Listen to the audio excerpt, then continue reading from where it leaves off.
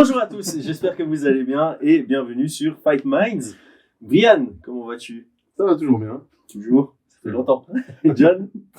Toujours très bien. Ok, on est là pour parler du co-main event de l'UFC 294. Je vais parler français et pas belge dans celui-ci. On a la nouvelle montée de Khamzat Chimaev qui revient en middleweight pour se faire re-accueillir par Paulo Costa qui, on l'espère, sera aussi au poids de middleweight parce qu'il serait capable de venir à 93 kilos. Bon, tout d'abord, merci Unibet. Générique. Paris sur le MMA avec Unibet. Quelle sera l'issue du combat? Une soumission? Un KO? Paris sur la prime numéro 1 avec Unibet. 100 € de bonus sur ton premier pari. Comme toujours les gars, jouer de manière, j'ai failli dire lucrative. Jouer de manière récréative avec une approche ludique. On a un lien en description qui peut vous offrir un free bet jusqu'à 100 €. On est parti. Alors, en parlant d'Unibet, il nous donne Khamzat Chimaev favori à 1.24, Paulo Costa à 3.80. On est sur un bon gros fat 75-25. On est même en train de pointer vers le 80-20 à l'avantage de Khamzat Chimaev. Je vais commencer par toi, John. Qu'est-ce que tu en penses? Moi, ça me choque. Franchement, ça me choque. Attends. Je suis désolé, je vais te griller. Tu m'as envoyé une image sur WhatsApp. Ouais. Un fake, un méga fake qui disait Paulo Costa méga favori contre Khamzat et tu m'as dit je comprends qu'il soit favori mais pas à ce moment-là, donc pour toi Paulo Costa est favori dans ce combat. Non, mais dans le sens, si jamais il l'avait mis favori, ça aurait été compréhensible, mais 80-20, c'est ça que je voulais dire, tu vois. Dans le sens là maintenant, on en parlera un petit peu de ce qu'on prie, mais 3,80, je trouve que c'est un gros manque de respect pour Costa. Surtout qu'on ne sait pas exactement ce que vaut Chimaev dans la catégorie du dessus. Et il a quand même galéré contre Gilles Barons. Il a gagné, mais ce n'est pas le même format du tout, quoi. Donc, je trouve que Costa a des armes pour Chimaev. C'est ça que je veux dire. Ouais. C'est juste, je trouve que c'est un très bon match-up. Moi, je suis super content de ce combat. Je ne sais pas exactement comment me positionner après l'analyse. Je pourrais choisir un peu plus, mais là, du coup, non, pas 3,80. C'est ce que je veux dire, c'est pas 3,80. Donc voilà. Je cherche ta note. Je cherche ta cote, je la trouve pas. T'es à combien, toi? J'hésite. J'avais trop d'inconnus. Il y a trop d'inconnus sur ce combat-là pour avoir une cote qui me semble justifiée. Donc je pense que on se rapproche du 80-20, notamment gonflé par la hype de Khamzat Chimaev. Mais elle n'est pas non plus si elle pourrait ne pas être si déconnante que ça une fois dans la cage. Pour moi, il y a vraiment, tu viens d'en parler, cette dimension physique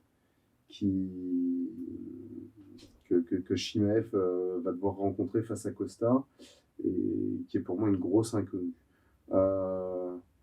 Dans mon prono se rapprocherait quand même d'un 7-30.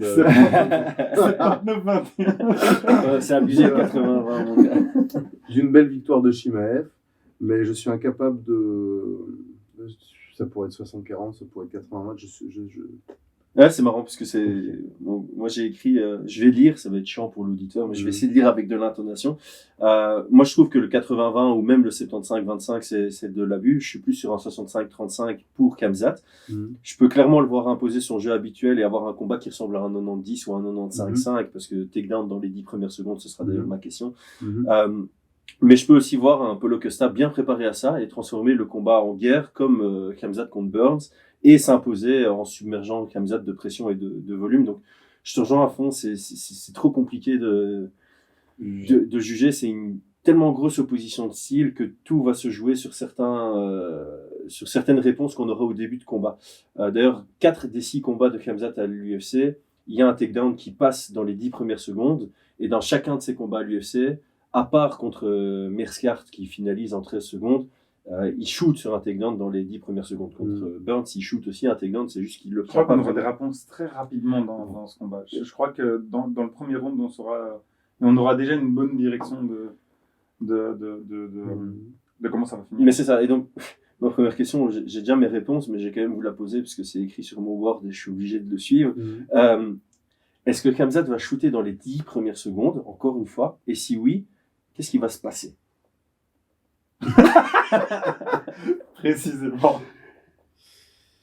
Est-ce qu'il va shooter dans les 10 premières secondes? Ça, je ne sais pas. On pourra mettre le chrono. Je pense qu'il va venir pour shooter, clairement. Je pense qu'il mettra au sol. Est-ce qu'il maintiendra? C'est une question. Mais dans les inconnus, j'avais parlé du poids. Je pense aussi Paulo Costa n'a jamais affronté le lutteur du calibre de Chimaev. Jamais. Enfin, un lutteur pour MMA, on est d'accord. Hein. Enfin, juste pas pure lutte. Non, du calibre dans le sens de techniquement, etc., du niveau de Khamzat Chimaev. Le seul, à la limite, ce serait Yoel Romero, mais qui a jamais utilisé sa lutte en MMA. C'est pour ça que je demandais, c'est parce que en pure lutte, Romero, je sais pas ce que vous en pensez, mais quand le MMA, on est d'accord. Oui, bien sûr, mais là on parle de titre et après dans la cage on parle de compétences. C'est clair que pour moi, en tout cas en termes de lutte, Romero est un excellent lutteur. Clairement, il a des titres et tout, mais il n'a jamais utilisé tous ses skills dans la cage. Et quand bien même il les utilisait, il n'était pas forcément adapté au MMA parce qu'il avait du mal à contrôler derrière. Exactement. Ouais, je suis tout à fait d'accord. C'est ça que je il a veux dire. obtenu beaucoup de points adapté au MMA, c'est ça. en lutte olympique. Mais une fois que tu as soulevé un type et que le gars fait une roulade et qu'il se remet debout, il n'y a rien en MMA. Donc non, là je parle vraiment d'une lutte MMA de Chimaev. Mais c'était une des questions, là j'avais une question à vous poser, c'est qu'on a vu... Toi, t'es en train d'esquiver ma question en fait. Hein, ah non, avec non, une non, autre question. au contraire. Moi je peux te répondre là-dessus. Donc alors 10 secondes Je pense pas qu'il va shooter dans les 10 secondes. Ouais. Je pense pas. Je pense que Khamzat va respecter beaucoup plus Costa que Hollande. Enfin, voilà, pour moi, c'est pas la même chose. Mais je pense aussi qu'il va réussir à le mettre au sol à un moment donné. Ouais. Mais je me demande ce qu'il va réussir à faire parce que Costa a des bonnes défenses de lutte et il a un physique qui est pas, qui est pas Hollande, quoi. C'est pas pareil. Mais il a des bonnes défenses de lutte. Tu te bases sur quoi pour Ce qu'on a vu jusqu'à présent. C'est pas le même niveau, mais je trouvais que c'était bien sur le niveau qu'il a affronté. Quoi. Il a 79% de takedown defense en termes de pourcentage. Yoel Romero a tenté 4 amenées au sol, il en a réussi une. Il s'est fait amener au sol par Luke Rockhold, un peu au grind à la cage. Et c'était dans quel round, ça Vettori une fois aussi. Une fois, descend plus bas. Et pour moi c'est ça, c'est Bang Bose. Bang Bose, on va en parler. Pour répondre à ta question, Luke Rockhold, c'était dans le deuxième round qui réussit son amenée au sol.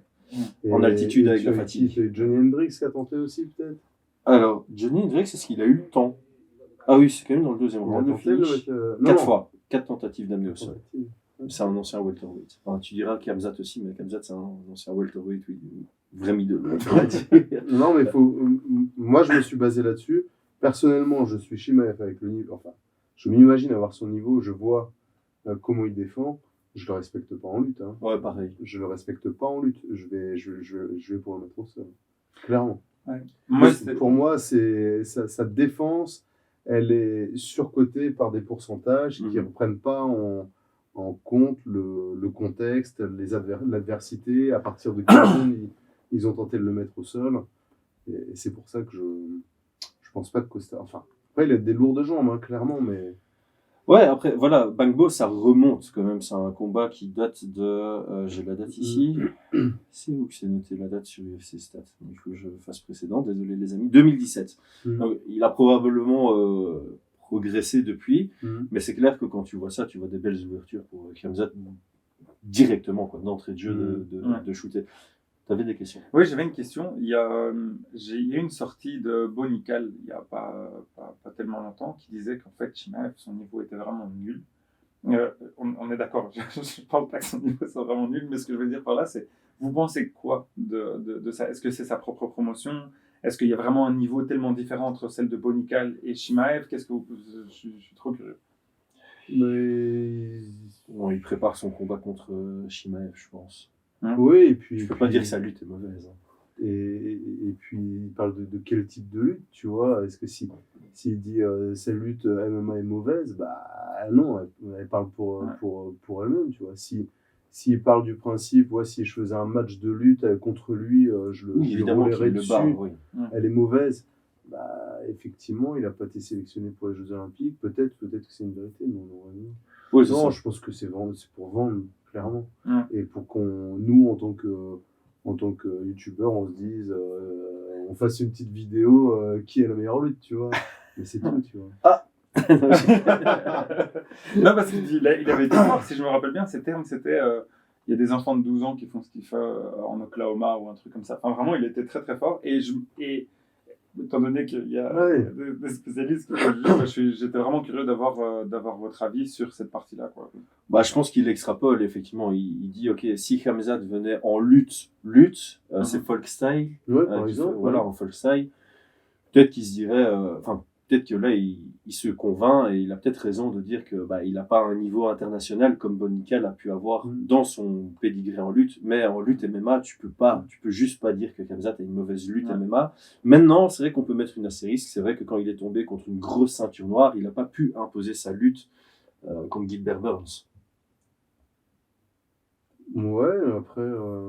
Donc, peut-être qu'il y a une limite, peut-être que Bonica voit une limite dans la lutte de Khamzat, dans le sens où Khamzat a su imposer sa lutte contre des Li Jingliang, contre des Rhys Maki, contre des John Phillips et contre des Kevin Holland. Il n'a pas encore affronté quelqu'un qui a soit une grosse lutte défensive, soit un très très gros niveau au sol. Le seul qu'il a pu affronter qui a un gros niveau au sol, qui n'a pas spécialement une excellente lutte défensive, c'est Gilbert Burns. Et c'est vrai que quand tu regardes le combat de Gilbert Burns, par exemple, contre Ousmane semblait un tout petit peu plus à l'aise dans sa lutte que Khamzat. Ouais. Et c'est ça qui est compliqué. Parce que c'est pas le même type de lutte. Chimaev, il est plutôt en lutte gréco-romaine, tu vois, haut du corps. Et sa lutte gréco-romaine est excellente. C'est un grinder, il va mettre beaucoup de pression. Je pense que contre Gilbert Burns, peut-être qu'il a un petit peu rushé, il était très insatisfait de sa prestation.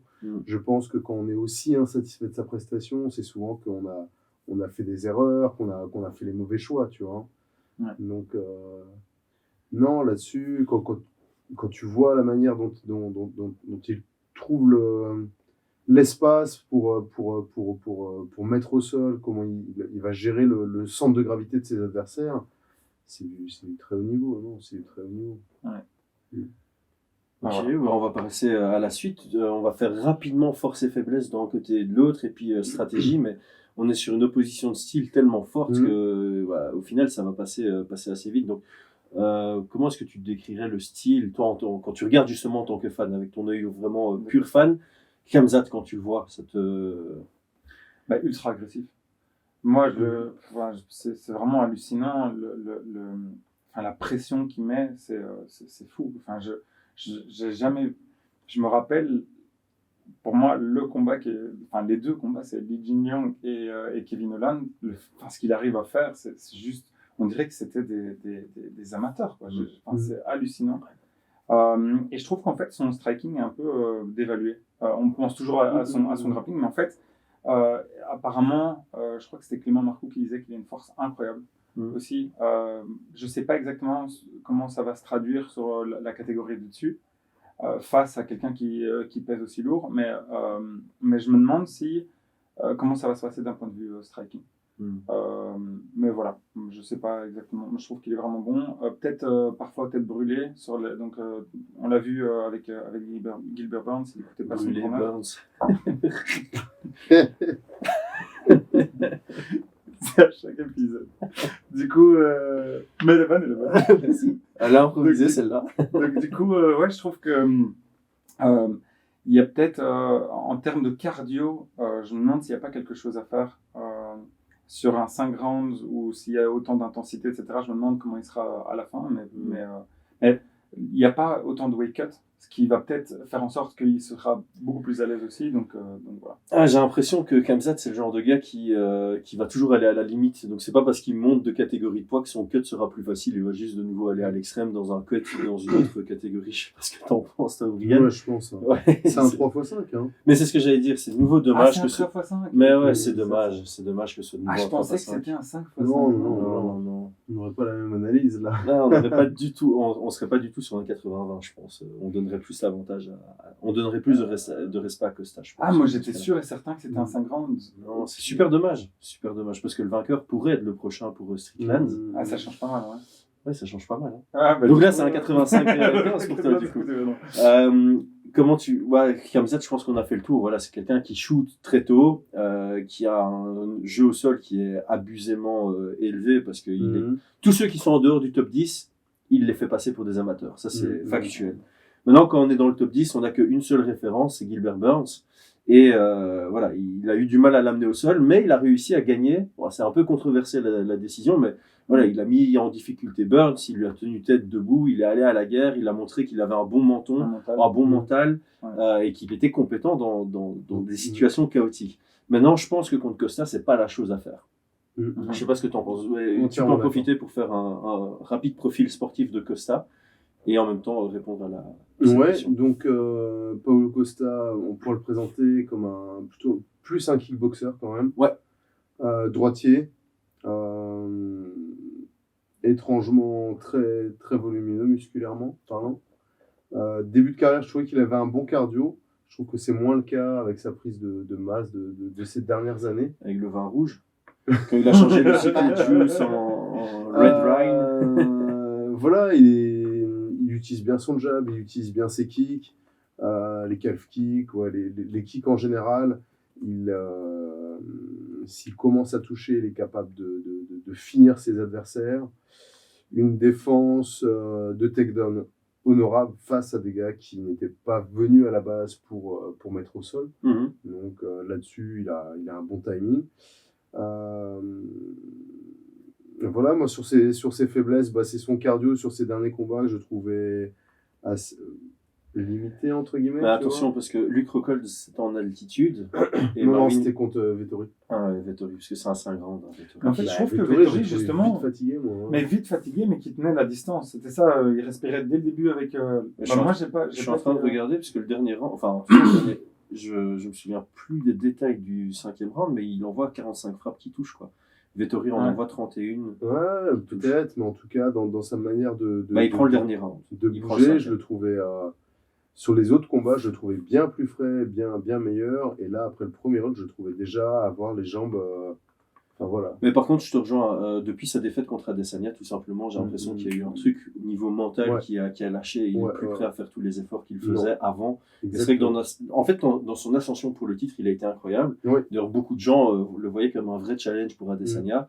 Et depuis qu'Adesanya l'a pris pour son enfant. C'est vraiment ça. Ouais. Non, voilà. Donc.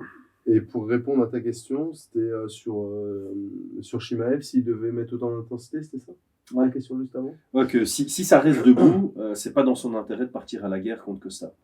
Non, dans le game plan, moi j'ai écrit gestion d'énergie du côté de Khamzat Chimaev, donc je pense que ça rejoint ce que tu dis.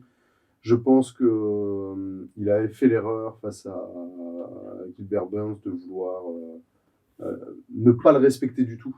Vraiment, genre, j'arrive, j'en fais mon enfant, entre guillemets, comme vous dites, et c'était pas la bonne idée. Tu peux ne pas respecter un domaine, te dire, ouais, il est surcoté en défense de lutte, je vais le mettre au sol, mais tu peux pas non plus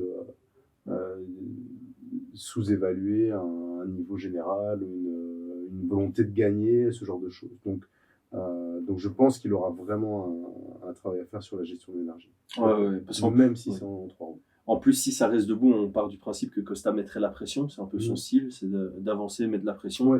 Et un truc que j'aime beaucoup chez Costa, et surtout dans ce combat, c'est qu'il attaque beaucoup le corps en combinant.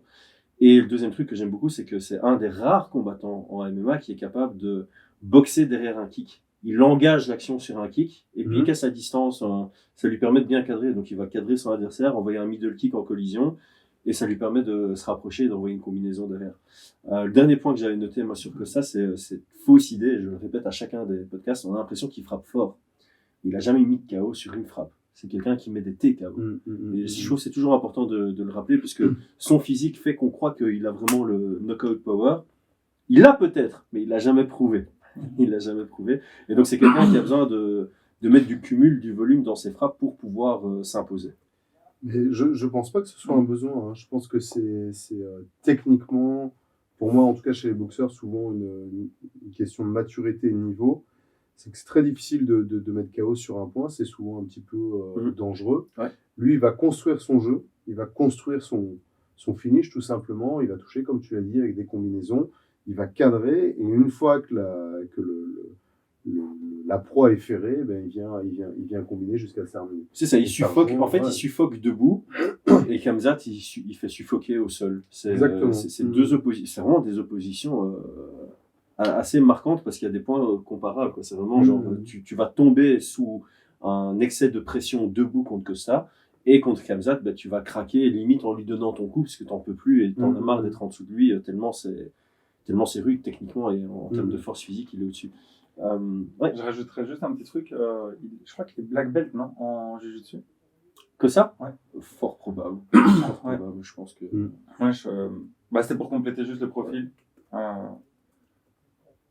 Internet est trop lent que pour que je valide rapidement. En termes de stratégie, on passe sur la partie game plan, même si sur ce genre d'opposition de style, c'est assez simple. Tu vois, Khamzat, dans son intérêt d'amener ça au sol, Costa, tout donner pour que ça reste debout.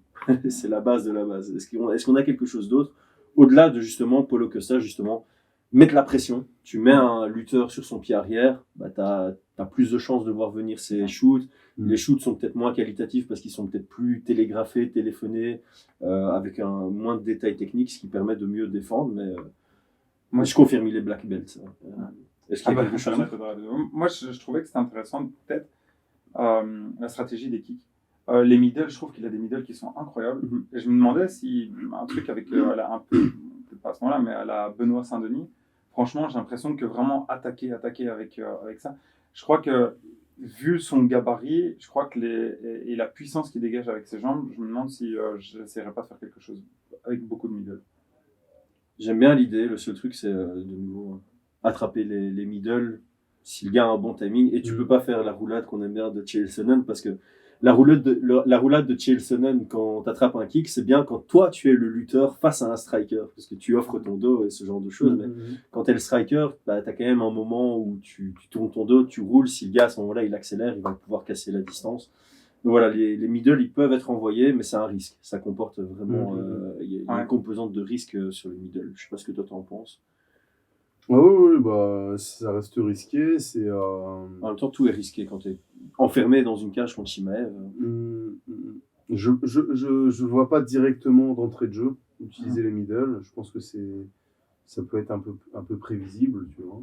Mais clairement, au fur et à mesure du combat, si Costa a survécu aux premières amenées au sol, qu'il a su se relever, ça pourrait être intéressant d'aller travailler le corps, d'aller travailler sur cette partie aussi dans les bras et tout, de chercher un kick et puis comme tu disais, de recombiner en boxe anglaise.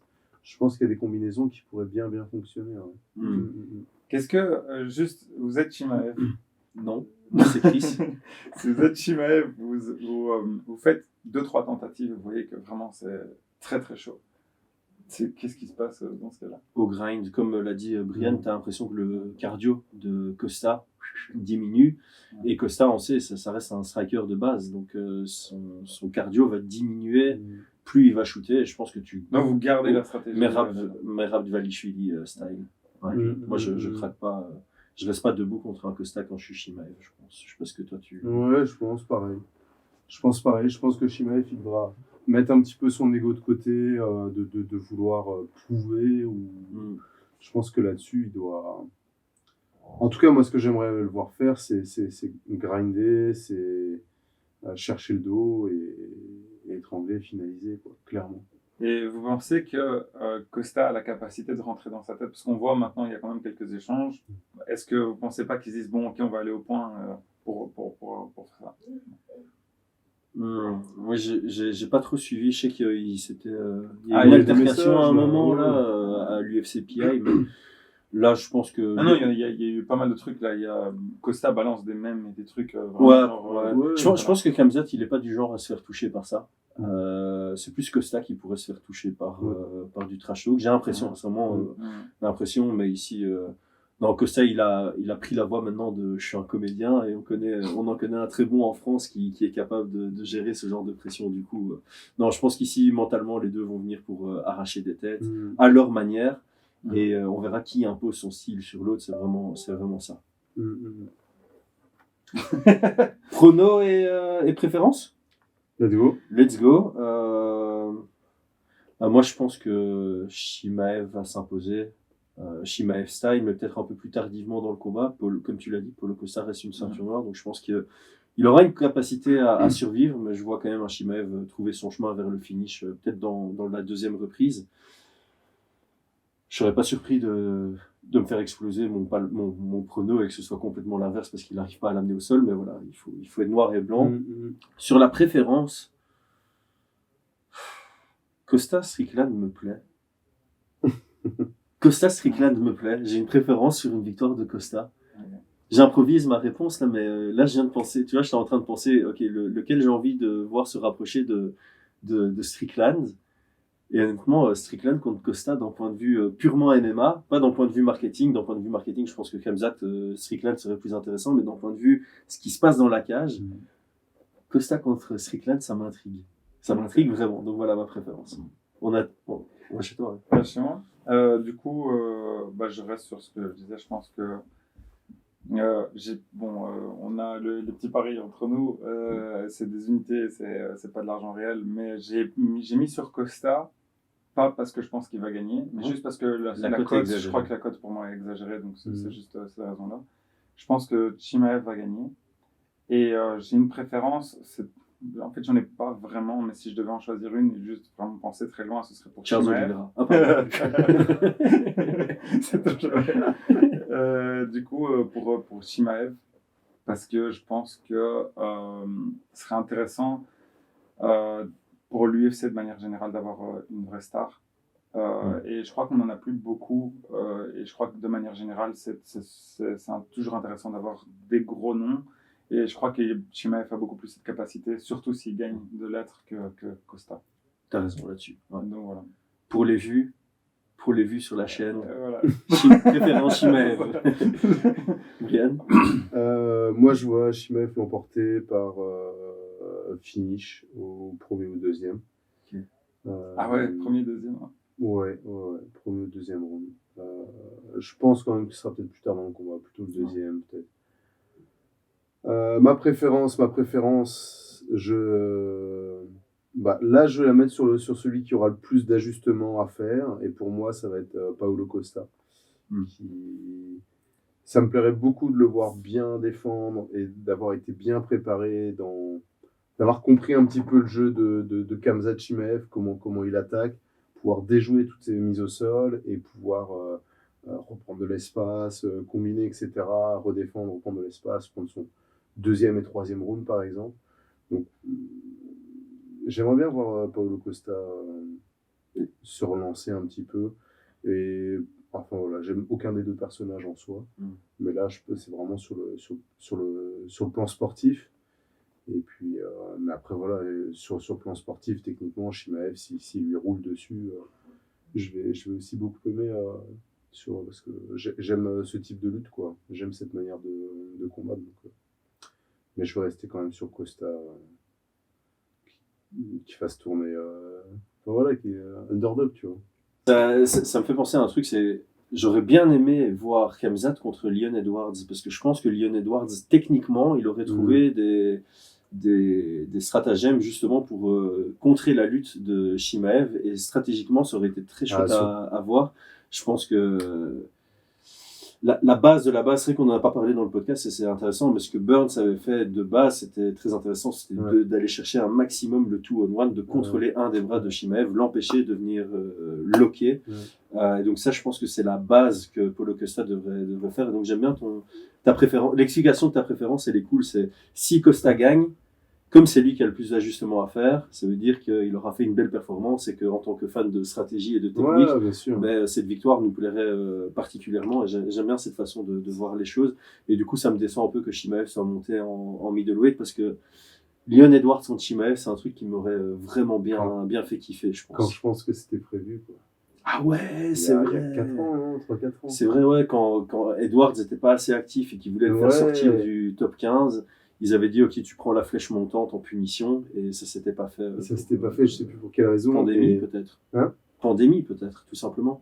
Non, il a été malade. Il fait Covid. Si, Ouais, il il avait a le fait Covid. Covid. il 3 va bien. fois. Je vois, sur Tapologie, ça a été prévu 3 fois d'affilée pour le 19 décembre 2020. Donc là, c'est Edwards testé positif au Covid. Puis ils ont voulu le replanifier en janvier 2021. Là, c'est Chimaev qui est en recover du Covid.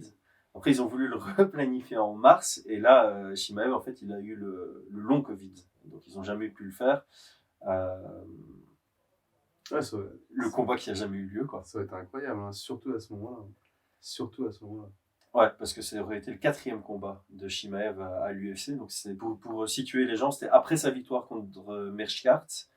Et du coup, avant son combat contre Li Jingliang. Donc, il était encore en progression, quoi. Il n'avait pas encore affronté de gros noms et il était encore en voie de développement. Il était à 9-0 en carrière. Donc voilà, un combat qu'on n'a jamais eu. Bon, on a fait le tour. On a fait le tour. Merci à tous. J'ai comme d'habitude oublié. Abonnez-vous, commentez et à bientôt. Merci Brian. Merci à toi, merci à tous. bientôt. Merci John. Ciao.